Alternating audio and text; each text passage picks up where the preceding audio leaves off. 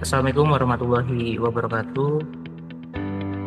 Pada kesempatan kali ini kita akan membahas terkait dengan teknik pembelajaran mesin, yakni ANN. Jadi ANN ini merupakan jaringan saraf tiruan, sebuah model komputasi yang terinspirasi dari cara kerja otak manusia dalam memproses informasi. Dan di ANN ini terdiri dari banyak unit pemrosesan atau yang biasa kita sebut neuron yang saling terhubung. Dan ini mampu belajar dari data masukan yang diberikan.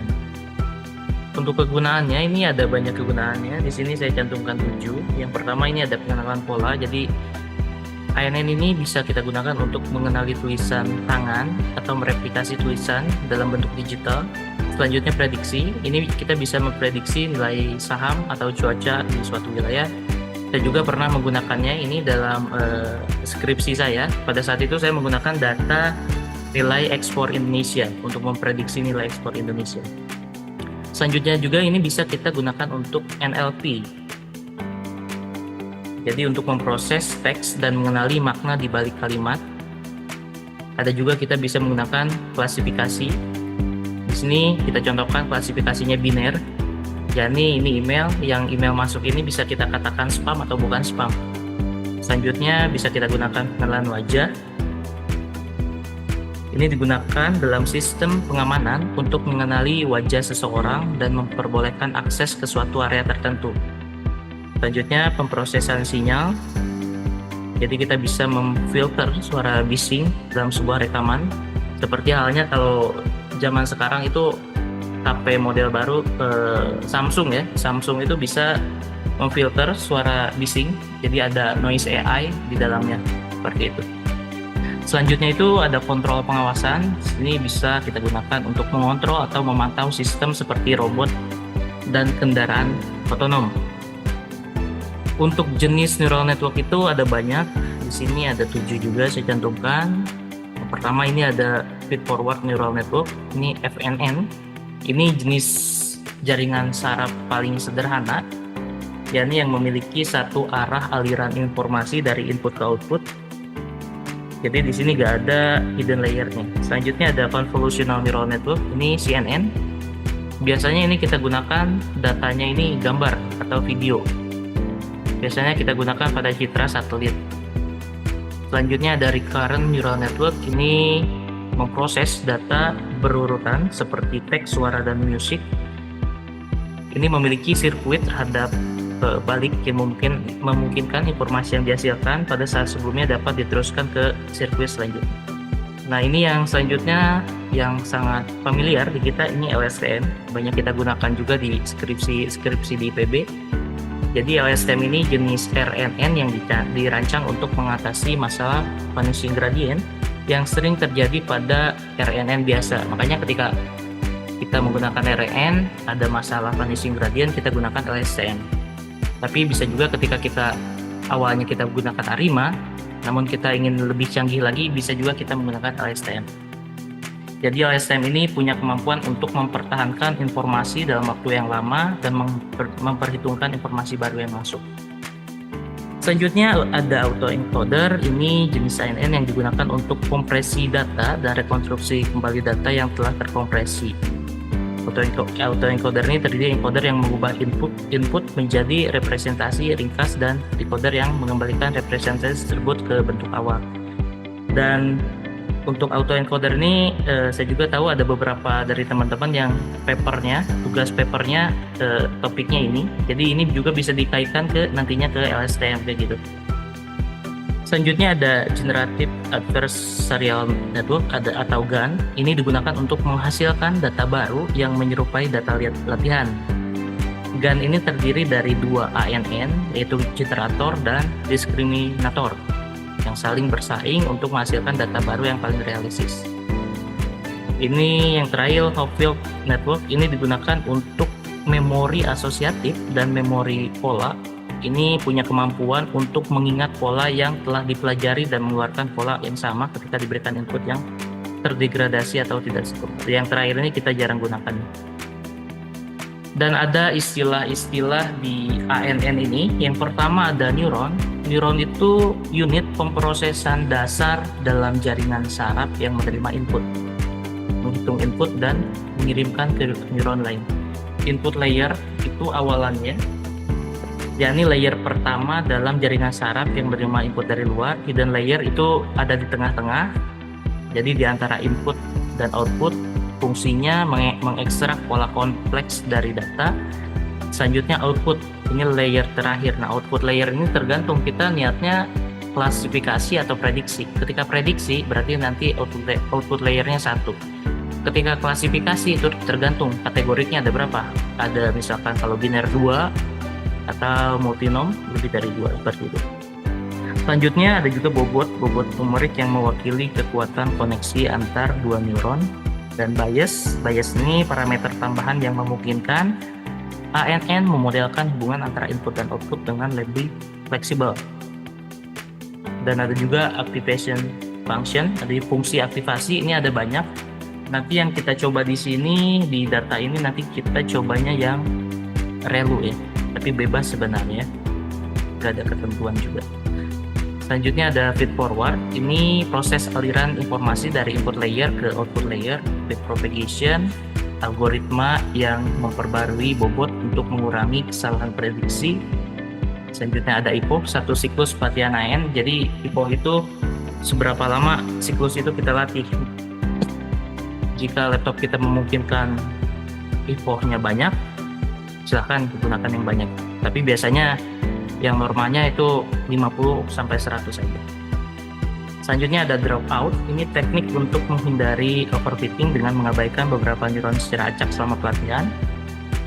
Selanjutnya ada gradient descent, ini algoritma optimasi untuk mencari bobot terbaik dalam jaringan saraf. Dan terakhir ada loss function, fungsi untuk mengukur seberapa baik model ANN memprediksi output yang diharapkan.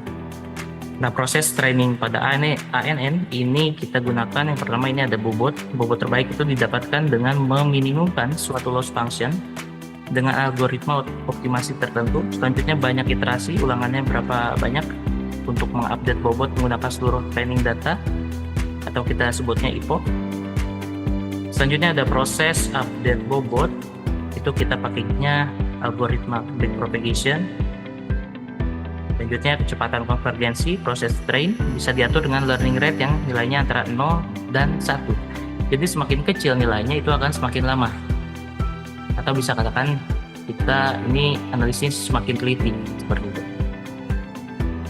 Ya, semakin kecil learning rate maka IPO yang dibutuhkan akan semakin lama. Langkah-langkah pada ANN ini, yang pertama kita inisiasi dulu nilai synapse bobotnya, bisa secara acak atau dengan aturan tertentu. Selanjutnya lewatkan input pada neuron, kemudian kita akan mendapatkan nilai output. Ini kita sebutnya feed forward. Selanjutnya nilai output ini dibandingkan dengan desired output.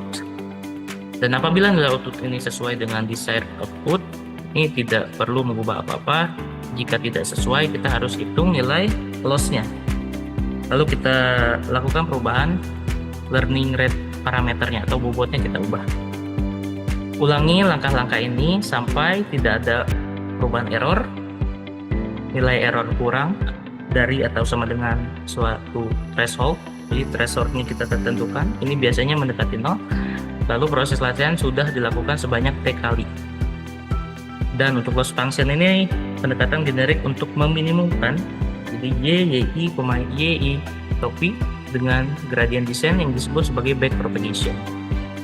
Nah, untuk di R ini, jadi kita harus menginstalasi dulu keras dan TensorFlow. Jadi kita nggak bisa langsung, kita harus diinstal dulu.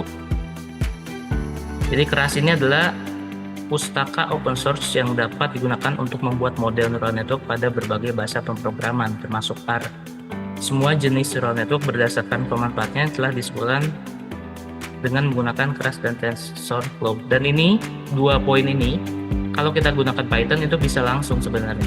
Tapi ketika kita menggunakan R, kita harus install dulu. Di sini kan kita lihat. Nah, di sini ada memuat library-nya. Library-nya kalau tidak bisa langsung kita install.package reticulate. Ini juga sama, install.package TensorFlow, install.package keras, seperti itu. Nah, ini saya kasih tanda ini karena biar tidak terinstall ulang, karena saya udah menginstalnya. Jadi teman-teman yang belum install silahkan install dulu nanti. Untuk neural network ini ada dua contoh yang akan saya paparkan. Yang pertama ini untuk model klasifikasi dan model regresi. Model klasifikasi itu yang outputnya tadi kategorik ya, outputnya kategorik, dan untuk yang model regresi tadi itu untuk memprediksi. Nah, yang pertama ini untuk model klasifikasi. Data ini bisa di-download di sini atau nanti di file G Drive itu udah ada juga datanya, teman-teman tinggal download juga. Nanti setelah ini saya bagikan. Data ini terdiri dari 2111 observasi dengan 17 peubah. 9 peubah bersifat kategorik, 8 peubah bertipe numerik. Nah, langsung saja ketika saya sudah download nih datanya, teman-teman juga bisa panggil ingin melihat datanya. Jadi head data menampilkan beberapa baris pertama dataset. Selanjutnya kita juga langsung lihat struktur datanya. Ada 2111 observasi dan 17 variabel. Lalu kita langsung melihat summary datanya. Langkah awal kita cek dulu missing value-nya, dan tidak ada missing value di sini, jadi kita tidak perlu menangani. Jika kita menemukan missing value, itu harus segera kita tangani, bisa menggunakan nilai median ataupun nilai rata-rata. Selanjutnya encoding peubah kategorik. Library-nya keras dan Caret ini digunakan untuk pemodelan neural network, dan untuk Caret ini untuk proses encoding partisi data serta menampilkan matrik evaluasinya. Nah, langkah pertama, karena ini datanya ada kategori, kita ubah dulu menggunakan one hot encoding pada keras. Jadi mengubah fitur kategorik menjadi one hot encoding. Setelah kita ubah, ini datanya kita melihat datanya akan menjadi seperti ini. Selanjutnya kita partisi data dan fitur scaling. Partisi menjadi 70-30, 70 data latih, 30 data uji, namun teman-teman juga bisa menggunakan 80-20 ataupun 60-40, tergantung teman-teman inginnya seperti apa, seperti itu. Nah, setiap fitur pada data latih dan data uji ini selanjutnya dilakukan scaling. Metode scaling ini digunakan normalize, jadi kita normalisasi seperti biasa saja untuk intervalnya 0 sampai 1 dengan rumusnya itu xscale, xi minimum dibagi maksimum dikurangi minimum. Karena ini datasetnya terdapat 7 kelas, maka output layernya akan memiliki 7 neuron seperti yang telah saya sampaikan tadi. Setiap neuron pada output layer akan mempresentasikan probabilitas suatu observasi masuk ke masing-masing kelas. Karena ini niatnya kita klasifikasi. Ya, tadi membagi data menjadi data latih dan data uji dengan grade data partition. Kita pakai set sheet biar nanti nilainya gak berubah ya. Set sheet itu supaya nanti nilai MAPE-nya gak berubah, RMSE-nya gak berubah. Jadi itunya data randomnya gak berubah seperti itu. Selanjutnya kita melakukan fitur scaling minimum maksimum 01 one hot encoding pada peubah target. Nah, kita mencoba untuk pemodelan dengan satu hidden layer. Untuk pemodelan satu hidden layer kita menggunakan keras, jadi keras model sequential. Pada keras ini kita tidak menemukan secara khusus untuk input layer. Jumlah neuron pada input layer ditentukan melalui parameter input pada hidden layer pertama. Nilai input set ini jumlah peubah penjelas fiturnya dalam data yang digunakan. Langkah selanjutnya menambahkan satu hidden layer pada model, dan penambahan layer ini dilakukan menggunakan fungsi layer dense. Nah, ini sebagai contoh hidden layer pertama ini memiliki 64 neuron. Ini unitnya 64 neuron, parameternya unit 64. Lalu fungsi aktivasinya kita gunakan ReLU, bisa juga kita gunakan sigmoid. Jadi suka-suka aja itu maunya pakai yang mana. Selanjutnya output layer ini memiliki jumlah neuron yang sesuai dengan jumlah kelas pada ubah target, karena tadi 7 kelas jadi nanti outputnya 7. Dan ini bisa kita lihat di sini. Yang pertama membuat model neural network dengan satu hidden layer. Selanjutnya mengkompilasi model dan menampilkan arsitektur modelnya. Ini arsitektur modelnya seperti ini, sekuensial. Total paramnya 2503. Dan langkah selanjutnya adalah melatih model menggunakan fungsi fit. Jadi melatih model yang telah dibentuk tadi, kita latih menggunakan parameter. Yang pertama ada epoch, batch size, dan validation split. Epoch ini jumlah putaran pelatihan pada seluruh data latih. Batch size ini jumlah sampel dalam setiap iterasi pelatihan, dan validation split ini proporsi data latih yang digunakan untuk validasi model. Nah, bisa teman-teman lihat bahwa epoch-nya semakin banyak epoch-nya, ini semakin lama ngerunningnya ya. Dan peluang untuk kita dapat akurasi tingginya pun makin besar. Seperti ini di epoch pertama, ini akurasinya 0,24 sampai epoch yang terakhir nih akurasinya 92. Nah, kita ingin melihat plotnya seperti ini. Selanjutnya kita mengevaluasi model menggunakan data uji. Ketika kita evaluasi modelnya menggunakan data uji, didapatkan nilai akurasinya itu 0,86. Nggak terlalu bagus ya, dan nggak terlalu buruk juga. Jadi angka 86 ini bisa kita sebut pas. Selanjutnya kita pemodelan dengan 2 hidden layer. Tadi kan 1 hidden layer. Sekarang kita tambahin nih hidden layernya, apakah ngaruh ke akurasi? Cara kerjanya sama seperti tadi, tapi kita tambahkan hidden layernya. Kita lihat akurasinya apakah bertambah. Ya, bisa dilihat bahwa akurasinya bertambah 0,92,41, yang asalnya 0,86. Yang asalnya akurasinya 86%, ketika hidden layernya ditambah, ini menjadi 92,41. Namun terkadang ketika kita menambahkan hidden layer juga tidak ada jaminan bahwa akurasinya akan meningkat. Selanjutnya ada kita melakukan prediksi, karena kan tadi niatnya kita memprediksi juga untuk data kategorik ini, prediksi, dan didapatkan confusion matrixnya seperti ini. Dan di sini juga akan ditampilkan juga akurasinya yang tadi 92,41%. Dan setelah kita melakukan prediksi, kita juga bisa menyimpan modelnya dalam bentuk format HDF5 menggunakan fungsi save model HDF5 buka kurung tutup kurung. Dan model ini bisa kita gunakan untuk memprediksi data baru. Misalkan kita punya data baru, kita tinggal input data baru tadi dan kita gunakan model ini. Jadi kita gak perlu bikin model dari awal lagi seperti ini. Itulah fungsi kita menyimpan model yang sudah bagus tadi, 92,41%. Selanjutnya neural network untuk contoh model regresi ini nanti outputnya cuma satu, jadi kita memprediksi nilai. Seperti dulu saya memprediksi nilai ekspor Indonesia, skripsi saya memprediksi nilai ekspor Indonesia, jadi outputnya satu, jadi nilainya sama seperti kalau kita gunakan LSTM atau ARIMA, sama seperti itu jatuhnya. Nah, untuk data yang kita gunakan ini data dari abalone. Abalone ini hewan.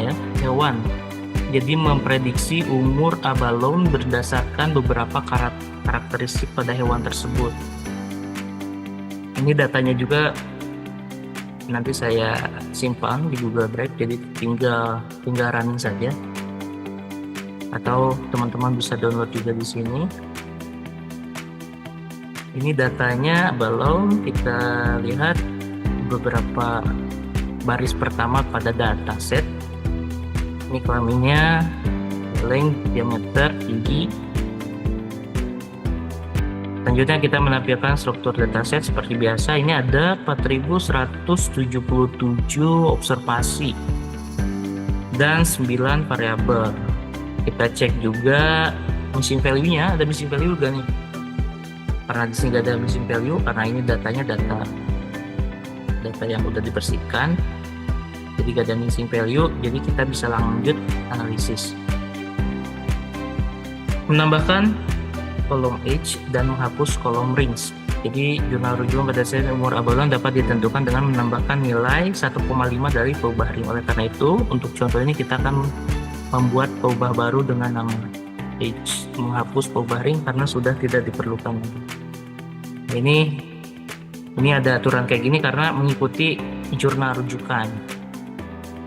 Selanjutnya one hot encoding, ada kolom kelaminnya. Jadi ini kan peubah kategorik, sedangkan kita akan menganalisisnya nanti numerik ya. Jadi kita one hot encoding. Selanjutnya partisi data dan fitur scaling. Seperti biasa kita tulis set sheet di sini. Dan untuk data ujinya di sini 0,7 atau 70%, dan data latihnya 0,7 dan data ujinya 0,3. Ini sama seperti yang di atas ya. Selanjutnya pemodelan neural network, kita pakai 2 hidden layer karena tadi yang 2 hidden layer lebih bagus. Jadi kita di sini pakai langsung aja 2 hidden layer. Dropout-nya sebesar 0,3, output layernya 1 neuron karena niatnya nanti akan memprediksi. Dan fungsi aktivasinya linear. Yang tadi ReLU kan, yang sekarang linear. Dan loss function-nya menggunakan mean square error. Jadi bisa kita menggunakan MSE atau MAPE, itu sama aja. Nanti kita lihat nilainya yang paling kecil. Dan optimizer-nya menggunakan Adam. Ininya pun masih sama. Kita yang tadi yang di atas tipohnya 100, tapi di sini kita pakai 50 aja. Dan ini plotnya. Dan didapatkan nilai sebanyak 6 ini ya. Jadi kita memprediksi 6, dan ini bisa dilihat bahwa yang untuk prediksi pertama 9,6, 9,2, 15,7, 12,9, 11,5 dan 9,38. Selanjutnya kita evaluasi model menggunakan data uji dan didapatkan MSE-nya 5,657. Kita juga bisa menggunakan performa model. Ini kita menggunakan fungsinya post resample dari caret tadi. Dan RMSE-nya ini 2,13, MAE-nya 1,53. Pokoknya nilai RMSE MAE nanti kita bandingkan itu yang paling kecil seperti itu. Jadi semakin kecil nilainya itu berarti semakin bagus. Dan ini juga evaluasi, ini untuk data latih nilai RMSE-nya 2,13, untuk data uji 2,37.